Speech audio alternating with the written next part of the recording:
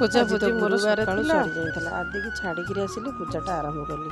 ତାପରେ ସେପଟେ ଆସିଲା ବେଳକୁ ନା ସାଇବାବାଙ୍କ ମନ୍ଦିର ଟିକେ ହେଲେ ପ୍ରତି ଗୁରୁବାର ଟିକେ ଟିକେ ଯାଏ। ମାଲପୁଆ ଆଉ ଏ ଭୋଗ ଟିକେ କରି ଆଣିଥିଲି, ଗୋଟେ ଭୋଗ ଟିକେ ଖାଇଲି।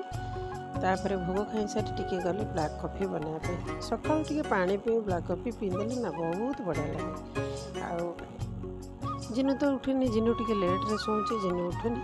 ତେଣୁ କ୍ଷୀରଟା ବସେଇଥିଲି, ଅଳ୍ପ କ୍ଷୀର ଥିଲା, ଟିକେ ବସେଇଥିଲି। ଆଇଲି ହେରି ଟିକେ ବସିକିରି ବ୍ଲାକ୍ କଫି ପିଇବି, ବସିବି ପିଇବି। ଆଉ ସେଇ ଟାଇମ୍ରେ ବସିବା ଭିତରେ ନା ସବୁଆଡ଼ିକି ଟିକେ ଟିକେ ଫୋନ୍ କରିଦିଏ, ଘରକୁ ଟିକେ ଫୋନ୍ କରିଦିଏ, ସବୁ ଟିକେ ଫୋନ୍ କରିଦିଏ। ତାପରେ କଥା ହେଇ ଆସିଲି।